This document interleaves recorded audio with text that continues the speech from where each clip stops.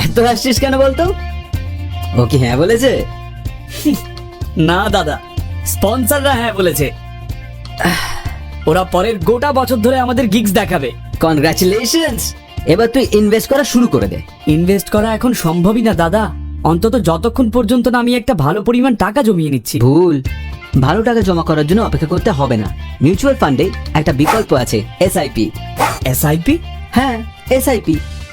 এটাকে একটা রেকারিং ডিপোজিটের মতো ভাব। একটু একটু করে একটা নিয়ম অনুসারে বেশ কিছুদিন পর্যন্ত। যেমন ওই ইএমআই, প্রতি মাসে একটু একটু করে। হ্যাঁ, আবার না।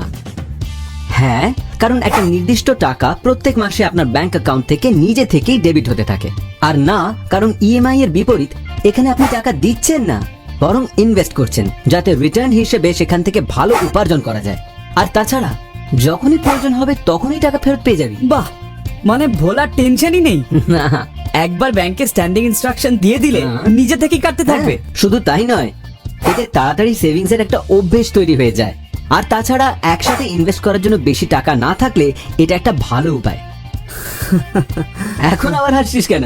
এই বিষয়টা আমি আমার ব্যান্ড গ্রুপে দিয়ে দিচ্ছি দাদা, সবাইকে বলে দিচ্ছি এসআইপি শুরু করতে। এতে ঝামেলাও নেই আর সহজও। আমার ভাই তো বুঝে গেছে, আপনিও নিশ্চয়ই বুঝে গেছেন। আপনার কাছে যদি অল্প টাকাও থাকে, মিউচুয়াল ফান্ডের মাধ্যমে এসআইপি তে ইনভেস্ট করা শুরু করে দিন। আর দেখুন আপনার টাকা কিভাবে আরো টাকা উপার্জন করে। কারণ মিউচুয়াল ফান্ডস একদম ঠিক। মিউচুয়াল ফান্ডে বিনিয়োগ বাজারগত ঝুঁকি সাপেক্ষ। যোজনা সম্পর্কিত সমস্ত নথিপত্র ভালো করে পড়ে নেবেন।